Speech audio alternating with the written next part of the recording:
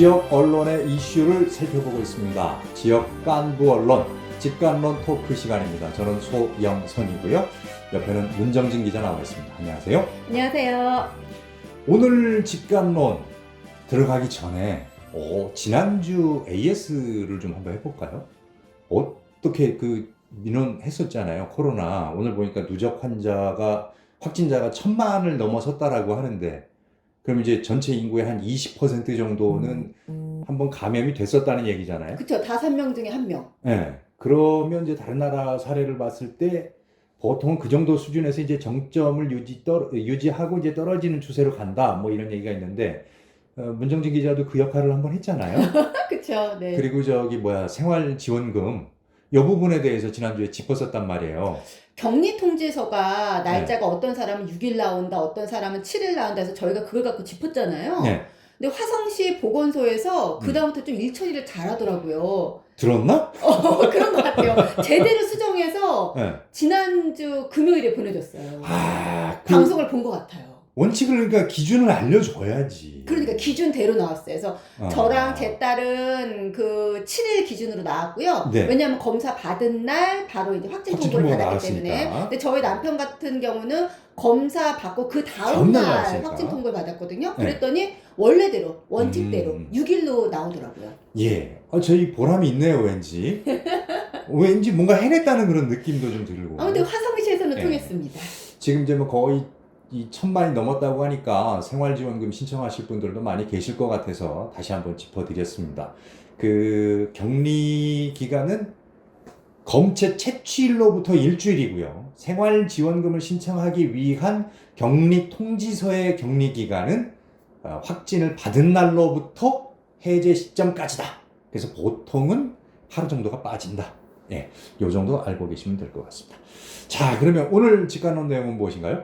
오늘은요, 윤석열 당선자가 대통령 집무실을 지금 용산으로 옮긴다고 해서 난리 났잖아요. 보니까 뭐 뉴스 기사로 인터넷 투표 사이트도 만들고 찬성합니까, 반대합니까, 뭐 이런 것도 있고, 또 여론조사 결과도 나오고, 뭐 그렇더라고요. 보면 뭐 반대가 조금 더 높은 것 같긴 하던데, 저는 그냥 그 예의의 관점에서 생각을 좀 해봅니다. 새 집 지어놓고 입주만 기다리는 경우는 우리가 이제 도배장판 다 새로 하고 그렇게 해서 들어가면 됩니다만, 전에 살던 주인이 있을 경우에, 그런 경우에는 계약서에 어떤 내용을 집어넣기 전에는 뭐 이래라 저래라 할 수가 없는 거잖아요. 계약 기간 동안은 좀 존중을 해줘야 되는 건데, 임기 시작 전에 대통령 집무실을 옮기지 않으면 큰일 날까요? 아니 그러니까요. 아니 우리 일반 가정집에서도 이사 한번 가려고 그러면 뭐 견적도 다 내보고 이사 날짜도 다 잡고 조율을 하고, 보통 뭐 한 길게는 6개월, 짧게는 뭐 한 3개월 이렇게 좀 계획을 잡고 하잖아요. 근데 어떻게 이렇게 번개꿀에 콩고 먹듯이 그냥 이렇게 후다닥 하려고 그러는지. 옮기지 말라는 건 아닌 것 같거든요. 대체로 보면. 예. 근데 좀 준비를 해가면서 옮기는 게 어떻겠느냐 하는 게 대체적인 여론 같긴 한데, 아무튼 왜 이 얘기를 하는 거죠? 그러니까요. 지금 윤석열 당선자의 그 대통령 집무실 옮기는 것 때문에 논란이 일고 있는데, 경기도도요, 비슷한 진통을 겪었고요. 아직도 겪고 있습니다. 경기도청 이전 문제 말이에요. 광교 지역의 경기 신청사 지었잖아요. 작년 11월에 준공이 됐고, 본격적으로는 다음 달 중순부터 이제 이전을 하게 됩니다. 그 경기도청 이전과 관련해서 남은 과제는 무엇인지 한번 짚어보려고 합니다. 그 경기도 의회는 이미 다 옮겼잖아요. 지난달에 이전 완료한 걸로 알고 있고, 이 시간에 이제 이상호 기자하고 신청사로 의회가 옮긴 뒤에 그 뒷얘기도 좀 했었는데, 아무튼 뭐 거기로 다 들어가는 거 아니에요. 의회는 들어갔고, 도청 옮기고, 그다음에 교육청까지 들어가는 거죠, 거기? 그렇죠. 이제 10월에 이제 교육청까지 들어가는데, 관련해서 보니까요, 경기도청 이전하는데 비용이 꽤 많이 들었어요. 얼마나 들었어요? 4,700억 원 정도 들었다고 그러더라고요. 그냥 이전 비용이라고 하면 뭐에 쓴 건지 좀 알기가 쉽지 않으니까 좀 짚어보죠. 마침 이제 청와대 이전과 관련해서도 이전 비용 얘기도 나오고 그러는데, 500억이면 된다, 뭐 무슨 소리냐, 1조까지는 든다. 차이가 이게 엄청 심하단 말이에요. 뭐 100억 차이도 아니야. 그러니까.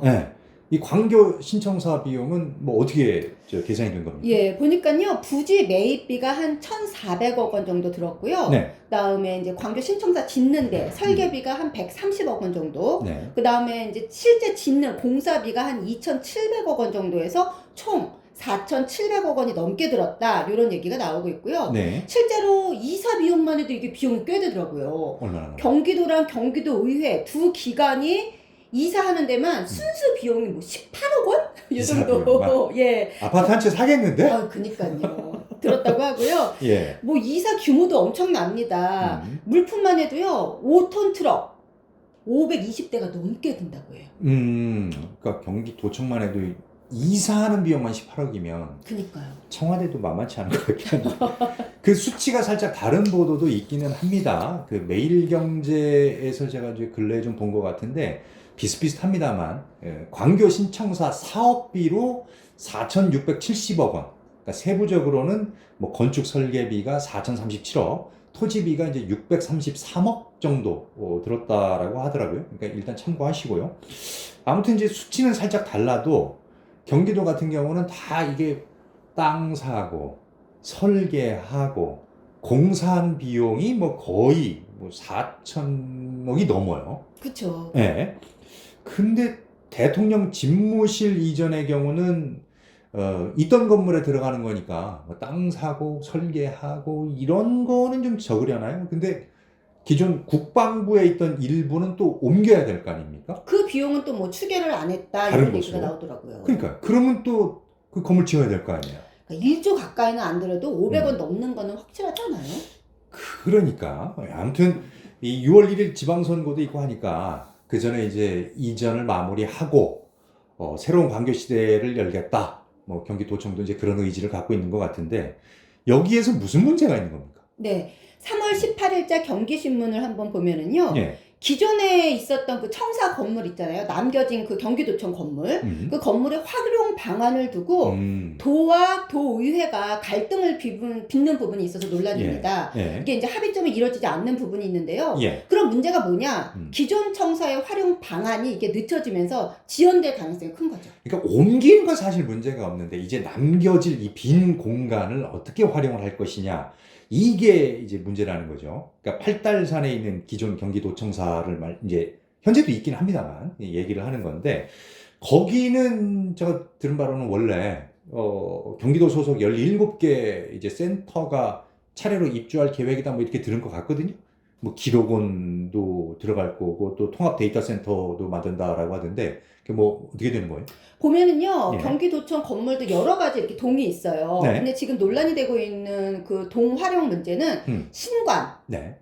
의회 동이 이제 문제입니다. 의회동은 지금 비어 있겠네요. 그렇죠. 이제 예. 의회가 옮겼기 때문에. 예. 근데 이제 이걸 어떻게 활용할 것인가에 두고서는 도랑 도의회랑 충동을 하고 있는데 왜 그러냐 하면은 도의회 건물 있잖아요. 이제 예. 도의회가 이전을 했으니까 기존의 건물을 두고서는 도 입장에서는 이걸 경기도민관으로 만들자. 그러니까 문화예술 공간을 그쪽에 만들자라고 말하고 있고 예. 도의회 입장에서는 아니다. 도의회 건물에 그냥 경기도 소방재난본부가 들어와야 한다 하면서 충돌하고 있습니다. 그러니까 뭐든 들어올 것은 있는데 무엇을 들어오게 하느냐를 결정하는데 도의회하고 도청하고 줄다리기를 하고 있는 것 같습니다. 왜 그런 겁니까?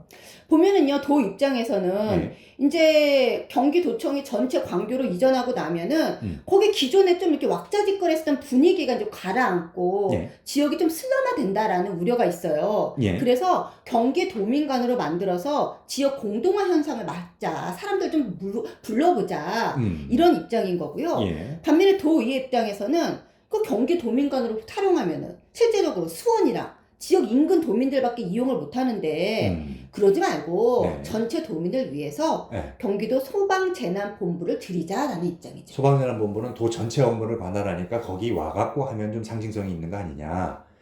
그냥 경기 도민관으로 만들면 인근 지역에서만 오는 거 아니냐. 그래요. 그 수원에 경기 아트센터가 있잖아요. 그래서 뭐 좀 그런 거 아닌가요? 도의회는 이제 수원에 또 이 아트센터가 있으니까. 문화예술 공간이 이미 있으니까 그러니까. 뭘 또 짓냐 이런 입장인 거죠. 그러니까. 근데 그 경기 소방재난본부 같은 경우는 원래 그 구청사 자리로 옮기기로 돼 있던 거 아닌가요? 그거는 맞는 말씀입니다. 네. 왜냐면요, 도 같은 경우는 기존에 그 경기도 소방재난본부를 도의회 자리가 아니라 신관 자리에 들이자라고 했어요. 네. 근데 신관 자리가 그렇게 넓지 않습니다. 그래서 경기도 소방재난본부 가운데서도 좀 공간을 많이 차지하는 재난종합지휘센터를 신관 뒤쪽에 잔디광장이 있거든요. 네. 거기에 좀 증축을 하자라는 의견을 냈어요. 그랬더니 도의회 입장에서는 아니 뭘 신관으로 들어가, 그냥 도의회 자리로 들어와 라고 하면서 신관에 들어갈 경우에는 또 증축을 해야 되니까 증축 비용도 뭐 153억 원 정도가 들고 또 거기 잔디광장 거기 또 훼손되면은 또 그것도 문제고 또 유지비도 앞으로 많이 드니까 그냥 돈 들이지 말고 도의회 자리로 들어오자라는 입장이에요. 건물 다 있잖아. 비어있는데 들어오기만 하면 되는데 뭘 자꾸 새로 지려고 그래. 이 얘기인 거죠. 그렇죠. 도의회 입장이요. 도의회 입장은. 새로 옮기는 이 광교 청사만 중요한 게 아니라 이게 남겨질 이제 8달 청사 요거를 어떻게 할 것이냐도 중요한 문제인데 이게 좀 쉽지는 않아 보이네요. 의회와 도가 약간은 좀 갈등을 보이고 있는 것 같습니다. 이제 곧 그 동시지방선거라서 도의원들도 이제 단체장 출마한다고 다 줄줄이 사퇴하고 막 이럴 거 아니에요. 지금 공석이 너무 많죠. 그 현재 도지사는 또 대행체제고 이게 잘 진행이 될까요, 앞으로? 제 생각에는 이거 뭐 지방선거 끝나야 되지 않을까 싶어요. 그럼 지방선거 이전에 세술은 세부대에 남겠다 해가지고 야심차게 계획 세웠던 건 어떻게 되는 거예요? 그러니까요. 그래서 경기도 소방재난본부 어떻게 보면 당사자잖아요. 신관으로 들어갈 것인가 도의회로 들어갈 것인가 어쨌든 들어는 가야 되는데 거기 입장을 들어보니까 최종 결정권자는 어쨌든 차기 도지사잖아요. 네. 차기 도지사가 뽑힌 다음에 그 결정에 따르겠다라는 입장을 내더라고요. 일부 구청사 활용 방안은 이제 결국 새로운 도지사와 새로운 도의원들 입성 이후나 결국은 최종 결정이 이루어지지 않겠느냐 하는 뭐 예측이 가능하네요. 네. 6월 1일 이후나 뭐 되겠죠. 아직 그럼 이제 의회는 계속 빈 공간으로 남아 있겠네요. 구의회 같은 경우는. 그렇죠. 예, 2달 가까이 남겠네요, 그냥. 아니 근데 관련해 가지고 도민 의견들 안 물어봐요? 그러니까 그거를 안 물어보더라고요. 이제 그거를 이렇게 좀 진두지휘할 사람이 없어서 그런가? 그런가? 뭐 여론조사하면 그것도 돈 써야 되고 그러니까 그런가요? 아무튼 이렇게 도민들한테 물어보면 또 생각지도 못한 아이디어가 나올 수도 있고 그러는데. 그렇죠. 알겠습니다. 오늘 지역 이슈로 살펴본 것은 청와대 이전 논란과 관련해 가지고 경기도청도 옮겨야 하는데 어떤 문제점이 있는지 오늘 이 시간 통해서 살펴봤습니다. 문정진 기자 수고했습니다. 고맙습니다.